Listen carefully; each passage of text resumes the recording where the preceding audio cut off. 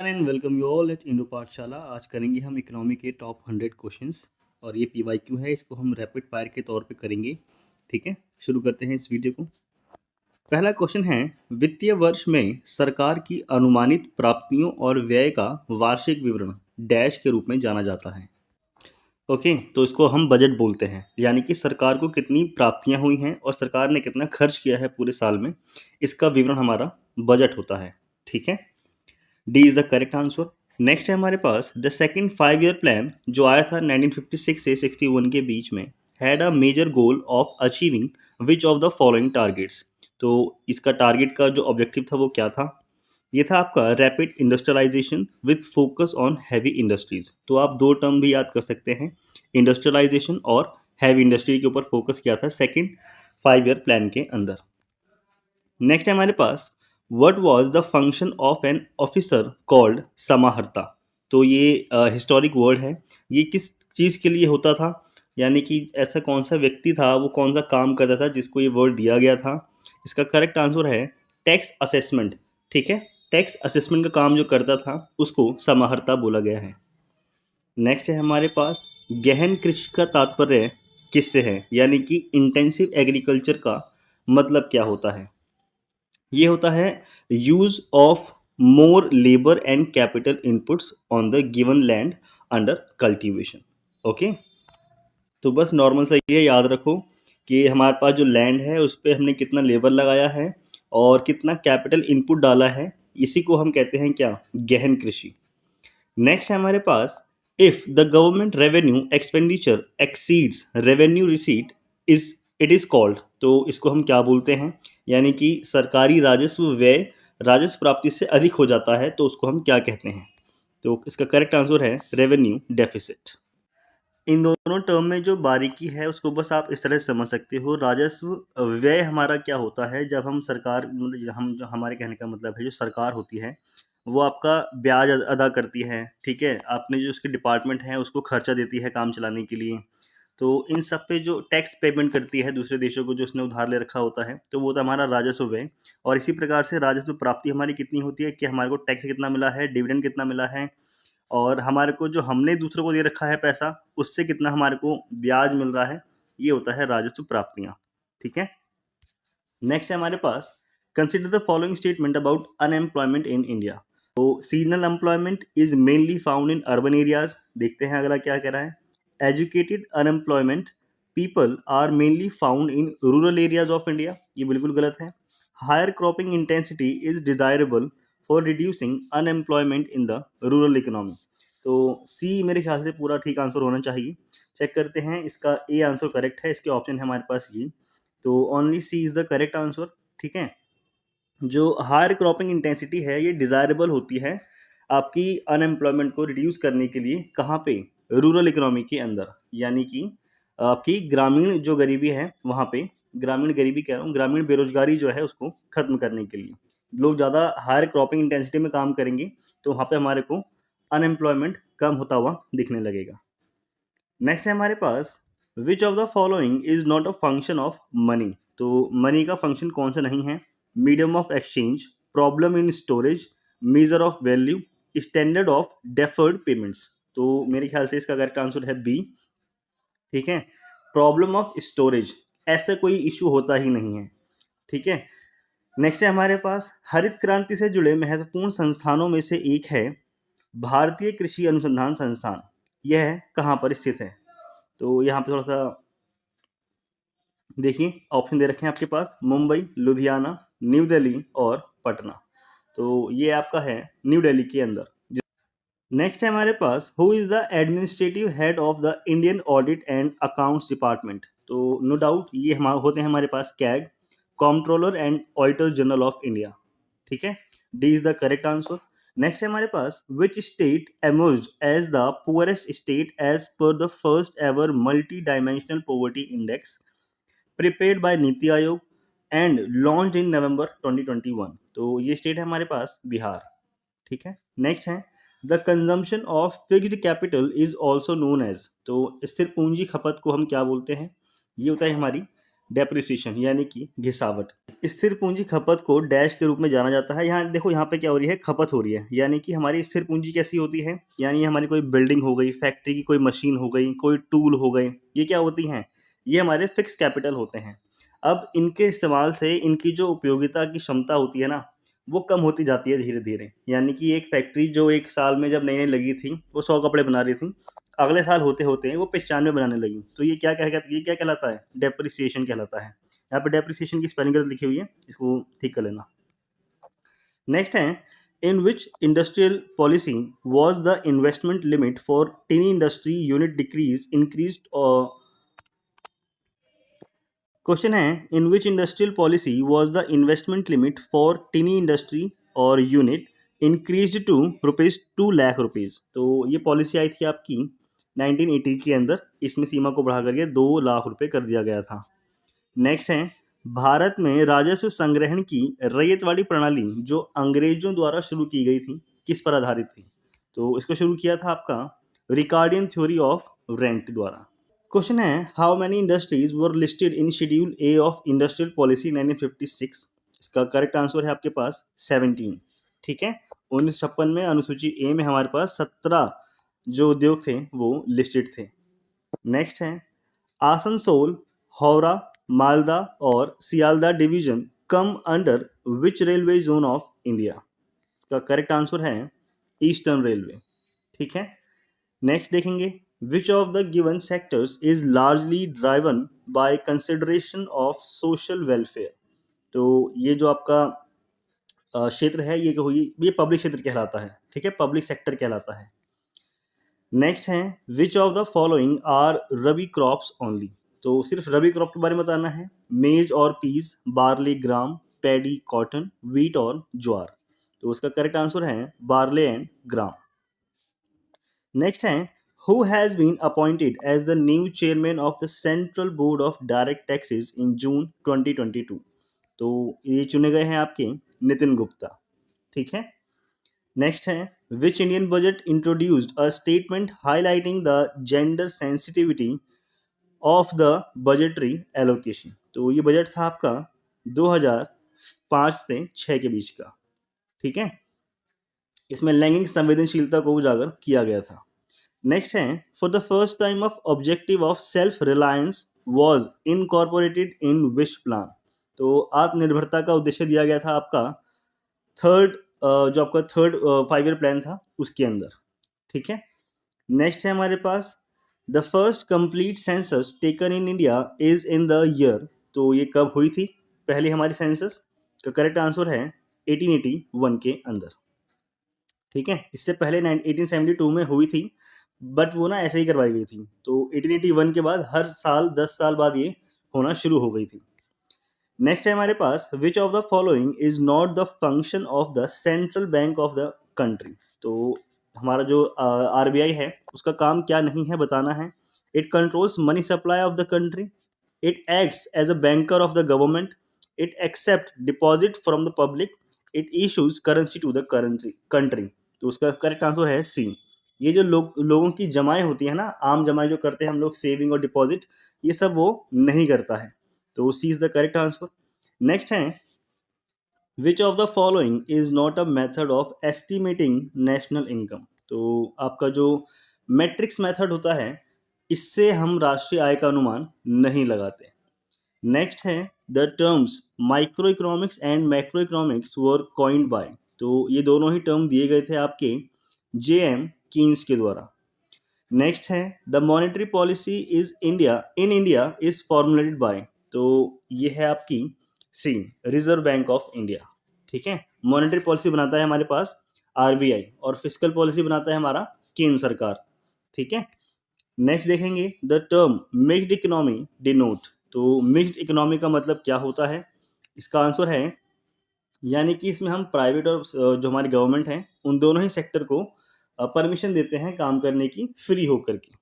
Next है, in India planned economy is based on. तो planned economy हमारी based थी सोशलिस्ट सिस्टम पे, यानी कि समाजवादी सिद्धांत को लेकर के हम आगे चले थे। नेक्स्ट है, भारतीय संविधान में निम्नलिखित में से किस संशोधन ने संपत्ति के अधिकार को मौलिक अधिकार के स्थान पर कानूनी अधिकार बना दिया। तो ये था आपका 44th अमेंडमेंट एक्ट। ठीक है, ईयर बताओ जल्दी से कौन सा था। नेक्स्ट है a short term government security paper is called. तो जो हमारे अल्पकालिक सुरक्षा होती है ना, सरकारी सुरक्षा होती है एक तरह से, जो शॉर्ट टर्म बॉन्ड होते हैं उनको हम क्या बोलते हैं? तो ये होते हैं आपके ट्रेजरी बिल। ठीक है, नेक्स्ट है WTO बेसिकली प्रमोट्स। तो WTO क्या प्रमोट करता है? मल्टीलेटरल ट्रेड को प्रमोट करता है WTO। तो D is the correct answer. Next है हमारे पास under which market condition do firms have excess capacity. तो करेक्ट आंसर है बी, मोनोपोलिस्टिक कंपटीशन। ठीक है, नेक्स्ट है price theory is also known as. तो प्राइस थ्योरी को हम जानते हैं माइक्रो इकोनॉमिक्स के रूप में। नेक्स्ट है at present India is following. तो जो इंडिया है वो भी फ्लोटिंग एक्सचेंज रेट पे काम करता है। फ्लोटिंग एक्सचेंज रेट क्या होती है? जिसमें हम फिक्स नहीं करते कुछ भी, हम अपने रुपये को डॉलर के हिसाब से या फिर देश जो अलग अलग कंट्री हैं उसके हिसाब से उसको फ्लेक्सिबल बना करके रखते हैं, ताकि जो हमारा एक्सचेंज है वो अच्छे से चलता रहे दूसरे देशों के साथ। नेक्स्ट है नेशनल इनकम इज द। तो नेशनल इनकम क्या होती है? ये होती है net national product at factor cost. ठीक है, नेक्स्ट है हमारे पास दो देशों के बीच वस्तुओं के आदान प्रदान को क्या कहा जाता है? इसका आंसर है आपके पास बायलैटरल ट्रेड। ठीक है, यहाँ पे बी होना चाहिए, ये सी है। अगला क्वेश्चन है हमारे पास मुद्रास्फीति की अवधि के दौरान कर की दरें कैसी होनी चाहिए? जब मुद्रास्फीति की स्थिति होती है तो देश में कर की दरें कैसी होती हैं? बढ़ी हुई होती हैं। ठीक है, क्या होती हैं? कर की दरें बढ़ी हुई होती हैं। टैक्स रेट हम बढ़ा देते हैं, यानी कि सरकार बढ़ा देती है। ए इज द करेक्ट आंसर। जब घरेलू मुद्रा की विनिमय दर में कोई आधिकारिक परिवर्तन होता है, यानी कि जब हम कोई ऑफिशियल चेंज करते हैं एक्सचेंज रेट के अंदर अपनी डोमेस्टिक करेंसी में, तो उसको हम क्या कहते हैं? उसको हम बोलते हैं रीवैल्यूएशन। ठीक है, अपनी ही देश की मुद्रा को हम उसकी वैल्यू को घटाते हैं या बढ़ाते हैं, तो उसी स्थिति को क्या बोलते हैं? Revaluation. C is the correct answer. Next है फ्रिंज बेनिफिट्स टैक्स के बजट मतलब किस बजट में पेश किए गए थे? सबसे पहले फ्रिंज बेनिफिट्स क्या होते हैं? यानी कि मान लो आप, यानी कि एक्स नाम का जो लड़का लड़की है, इसको कुछ एक्स ही सैलरी मिल रही थी कंपनी से। अब इसने बोला कि मैं काम नहीं करता या करती, मेरी सैलरी बढ़ाओ। तो कंपनी बोला एक काम करते हैं, हम आपकी सैलरी नहीं बढ़ाते, हम आपको कुछ एक्स्ट्रा बेनिफिट्स देंगे, हम आपको साल में 2-3 विदेश ट्रिप दे देंगे। ठीक है, आपके फैमिली के लिए कुछ दूसरे फ़ायदे दे देंगे, आपको फ्लैट दे देंगे रहने के लिए, आपके आने जाने के लिए गाड़ी दे देंगे। ठीक है, तो सैलरी से हट कर के मिलने वाले जितने आपके फ़ायदे होते हैं उन सभी को हम क्या बोलते हैं? फ्रिंज बेनिफिट्स बोलते हैं। नेक्स्ट है हमारे पास, ओ सॉरी, ये आया था हमारा 2005-6 के अंदर। नेक्स्ट है विदेशी संस्थागत निवेशकों द्वारा भारतीय कंपनियों के शेयरों और बॉन्डों को खरीद को हम क्या कहते हैं? यानी कि the purchase of shares and bonds of Indian companies by foreign institutional investors is called. तो इसको बोलते हैं हम लोग फॉरेन डायरेक्ट इन्वेस्टमेंट। ठीक है, FDI।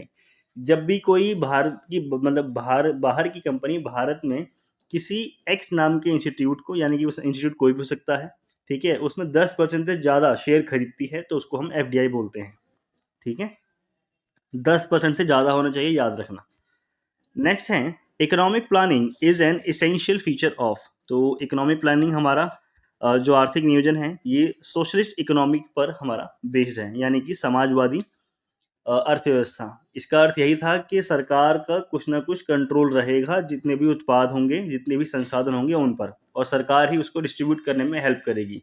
लेकिन पूरी तरह से रिजिड नहीं होगा, ये फ्लेक्सिबल रहेगा, इसमें प्राइवेट सेक्टर को भी अनुमति दी जाएगी। नेक्स्ट है हमारे पास प्रतिभा पलायन निम्न कारणों से होता है, यानी कि ब्रेन ड्रेन किसकी वजह से होता है? Caused by. तो उसका करेक्ट आंसर है सी, लैक ऑफ एम्प्लॉयमेंट अपॉर्चुनिटी। ठीक है, क्योंकि जब हमारे पास अपॉर्चुनिटीज कम होती हैं तो लोग बाग कनाडा चले जाते हैं, अमेरिका चले जाते हैं और दूसरी जगह पे चले जाते हैं। वेल, नेक्स्ट है हमारे पास the study of population is known as. इसको बोलते हैं हम लोग डेमोग्राफी। ठीक है, क्लाइमा पता है, पेट्रो पता है।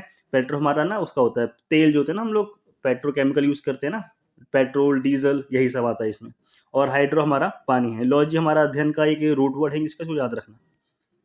ए is the correct answer. Next है the BSE Sensex is based on how many stocks.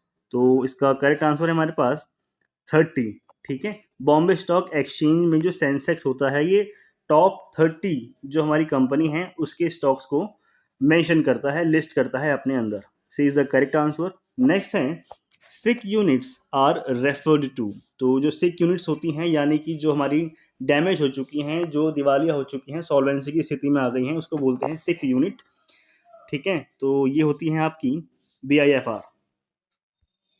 Question है हमारे पास, which of the following is the feature of monopolistic company. तो मोनोपोलिस्टिक में हमारे पास क्या होता है, एक ही फर्म होती है जो अपने प्राइस रेट सेट कर देती है, भाई मैं इसी पे बेचूंगी या बेचूंगा, ठीक है, जिसको लेना हो लो वरना मत लो, क्योंकि उसके पास एक एकाधिकार वाली स्थिति बनी हुई है, उसके कंपटीशन में कोई है नहीं। तो उसका करेक्ट आंसर होगा हमारे पास ऑप्शन ए, यानी कि सिंगल फर्म, ठीक है। यहाँ पे ऑप्शन गलत दे दिया हुआ है, ये इसको आप लोग मत देखो ना प्लीज, ये ए है, ठीक है। नेक्स्ट है हमारे पास, which one of the following committee is associated with banking sector reforms in India. तो ये समिति थी आपकी नरसिम्हा समिति, ठीक है, और इन्होंने बैंकिंग सुधार में काफी इंपॉर्टेंट रोल प्ले किया है। नेक्स्ट है, पिछले दशक के दौरान भारतीय अर्थव्यवस्था के किस क्षेत्र में उल्लेखनीय विस्तार हुआ है। तो ये है आपका टर्शरी सेक्टर, ठीक है, यानी कि जो हम सर्विस सेक्टर होता है उसकी बात कर रहे हैं, उसमें बहुत बड़ा बूम आया है पिछले कुछ सालों में। तो ये काफ़ी ज़्यादा अच्छा हमारा वर्क कर रहा है अभी। नेक्स्ट है, विच one of the following is not a qualitative credit control measure of the RBI। तो ये हमारा सी, ओपन मार्केट ऑपरेशन, ये उपाय नहीं है गुणात्मक क्रेडिट नियंत्रण करने का, ठीक है। नेक्स्ट है हमारे पास, diamonds are prized higher than water because, क्योंकि इसका रीजन हमारे पास है C, their marginal utility to buyers is higher than that of water.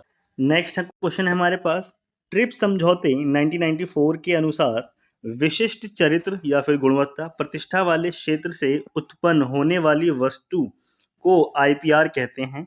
IPR के तहत डैश के रूप में संरक्षित किया जाता है, ठीक है। तो ये होता है कि आपकी ज्योग्राफिकल इंडिकेटर GI टैग्स जो हमारे दिए जाते हैं उसी की बात चल रही है, ठीक है। सबसे पहला किसको मिला था, दार्जिलिंग की चाय को मिला था 10 सालों के लिए। नेक्स्ट है, which of the following is not an investment expenditure in goods and services.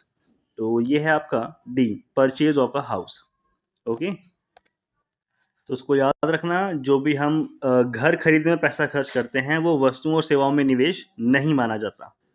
Next है, हाई पावर्ड मनी इज, तो ये कैसी मनी होती है, bank reserves at central bank, ठीक है।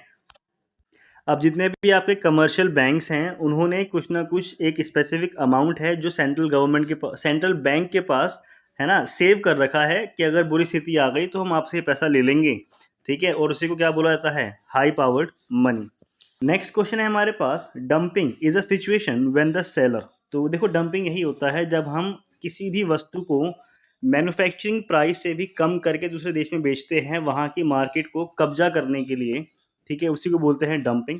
तो उसके हिसाब से हमारा जो ऑप्शन सी है वो करेक्ट आंसर होना चाहिए, ठीक है। जब हम सेल करते हैं किसी कमोडिटी को लोअर प्राइस पे वर्ल्ड मार्केट के अंदर और उस पर हायर प्राइस का चार्ज लेते हैं डोमेस्टिक मार्केट के अंदर, ठीक है, तो उसी को बोलते हैं dumping. C is the correct answer. Next है, मार्क्स के अनुसार मूल्य का स्रोत डैश है, कैपिटल, लैंड, लेबर या फिर नन ऑफ द अबव। तो उसका करेक्ट आंसर है लेबर, ठीक है। मूल्य का जो स्रोत है वो लेबर है, क्योंकि मार्क्स कहते थे, जो कार्ल मार्क्स थे, ठीक है, ये कहते थे जो पैसा उगाने का काम करता है, पैसे को बनाने का काम करता है, वो लेबर क्लास करती है, और वो लेकर के पैसा चला कौन जाता है, अमीर वर्ग, ठीक है। नेक्स्ट है, which of the following is the regulator of the credit rating agencies in India. तो ये है आपका डी, ठीक है, सेबी। नेक्स्ट है, नास्डैक में सूचीबद्ध होने वाली पहली भारतीय कंपनी कौन सी है। तो नास्डैक में शामिल होने वाली पहली भारतीय कंपनी है इन्फोसिस। नेक्स्ट क्वेश्चन है हमारे पास, RRBs आर ओन्ड बाय। तो RRB को जो रेगुलेट करता है, गवर्न करता है, वो कौन करता है। देखो इसमें जो ऑप्शन दे रखा है, सेंट्रल गवर्नमेंट, स्टेट गवर्नमेंट और स्पॉन्सर गवर्नमेंट, ये तीनों मिलकर के RRB को ओन करती हैं, ठीक है, D is the correct answer. Next है हमारे पास, the monetary and credit policy is announced by which of the following. तो इसका करेक्ट आंसर है B, reserve bank of India. Next है ई बैंकिंग शब्द में ई अक्षर का मतलब क्या होता है? Essential banking, economic banking, electronic banking या फिर एक्सपेंशन बैंकिंग। तो इसका अर्थ होता है electronic banking. C is the correct answer.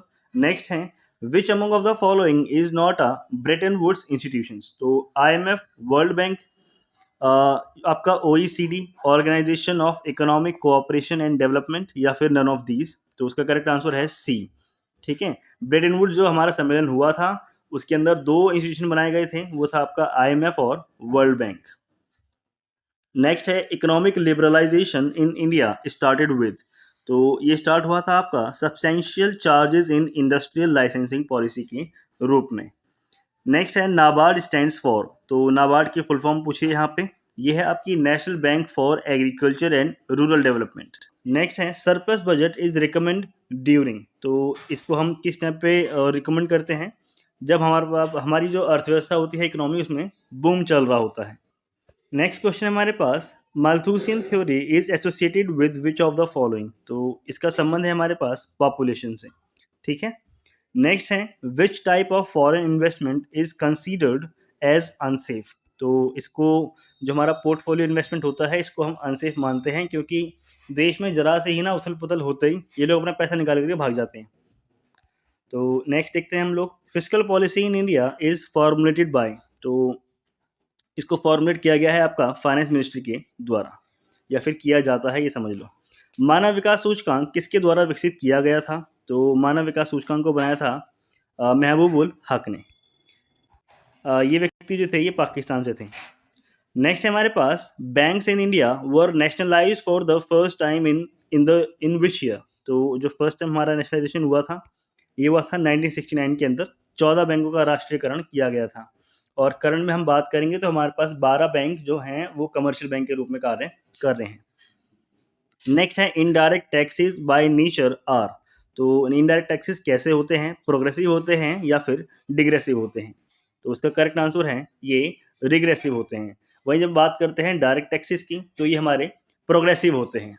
ठीक है, नेक्स्ट है हमारे पास nostro account is a type of bank account in maintained by? तो नॉस्ट्रो, देखो दो तरह के अकाउंट होते हैं, नॉस्ट्रो अकाउंट और वॉस्ट्रो अकाउंट। तो इसको देखता हूँ, भी समझाता हूँ क्या होता है ये नॉस्ट्रो अकाउंट। इसका करेक्ट आंसर है Indian bank in foreign countries. ठीक है, नॉस्ट्रो मतलब होता है हमारा, वॉस्ट्रो मतलब होता है आपका।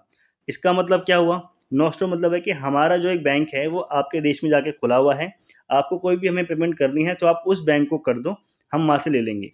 इसी तरह से वॉस्ट्रो अकाउंट किसी दूसरे बैंक का अकाउंट होता है जो हमारे देश में खुला हुआ होता है, और हमें उससे कोई सामान लेने पे, उसे कोई पेमेंट करनी है तो हम इस बैंक को कर देंगे, यानी कि जो उसी का बैंक है हमारे देश में खुला हुआ, और उसको जाकर के वो पेमेंट वहाँ पे मिल जाएगी।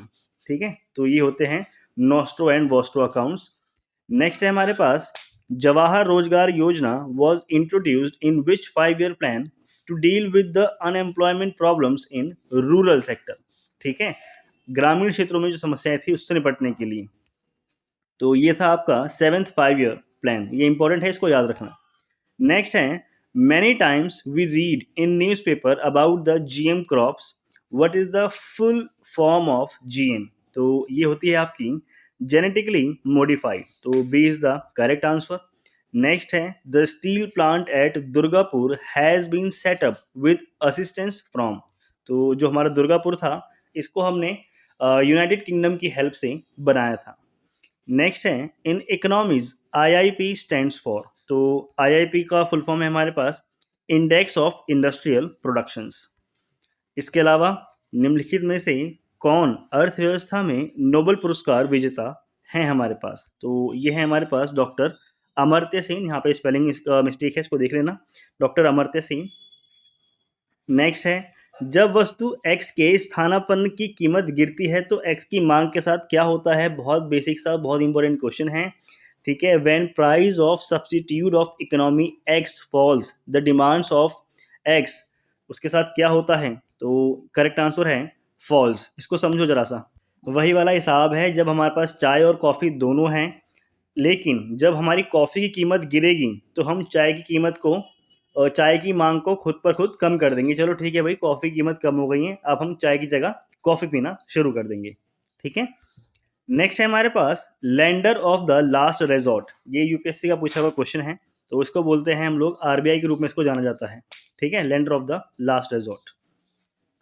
नेक्स्ट है other things being equal a decrease in quantity demanded of a commodity can be caused bye.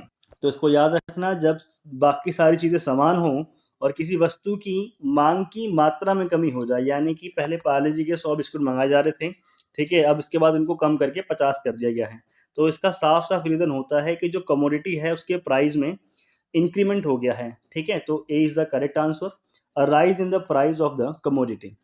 Next है घाटे के वित्त पोषण का मतलब डैश, सरकार डैश से पैसा उधार लेती है, ठीक है, तो ministry of finance, RBI, WTO या फिर आईएमएफ। तो डेफिसिट फाइनेंसिंग जब होती है तो सरकार क्या करती है, सरकार आरबीआई से नोट छपवाती है, ठीक है, ये नोट छापो एक्स्ट्रा और जो घाटा है उसको कम करो। नेक्स्ट है global competitiveness report is released by home. तो वैश्विक प्रतिस्पर्धा रिपोर्ट ये जो जारी करता है, ये करता है आपका वर्ल्ड इकोनॉमिक फोरम। नेक्स्ट है भारत में आर्थिक नियोजन किस सूची में आता है। तो इकोनॉमिक प्लानिंग हमारा जो हमारा कॉन्करेंट लिस्ट है उसका हिस्सा है, ठीक है, यानी कि स्टेट और गवर्नमेंट दोनों मिलकर के इसमें नियम बनाते हैं। इसके अलावा आरबीआई के प्रतीक चिन्ह का कौन सा जानवर है, यानी कि आरबीआई का लोगो देखते हो ना, उसमें हम कौन से जानवर को देखते हैं, ये है आपके पास टाइगर, ठीक है। नेक्स्ट है भारतीय रिजर्व बैंक नोटों के बदले कुछ प्रतिभूतियां रखता है। ये जो प्रतिभूति होती हैं, ये जो बॉन्ड्स होती हैं, सिक्योरिटी होती हैं, ये हमेशा डैश की तुलना में कम होती हैं, यानी कि किसकी तुलना में कम होती हैं, तो करेक्ट आंसर है gold, foreign bonds and government. यानी कि गवर्नमेंट बॉन्ड्स होते हैं, यहाँ पे गवर्नमेंट बॉन्ड भी आएगा, इसको याद रखना, गवर्नमेंट बॉन्ड्स। तो इन सबके लेवल की तुलना में जो भारतीय रिजर्व बैंक की दूसरी प्रतिभूतियां होती हैं वो हमेशा कम होती हैं, ठीक है, यानी कि हमारे पास गोल्ड ज़्यादा मिलेगा, फॉरेन बॉन्ड ज़्यादा मिलेंगे देखने के लिए, गवर्नमेंट बॉन्ड भी हमारे को ज़्यादा देखने के लिए मिलते हैं।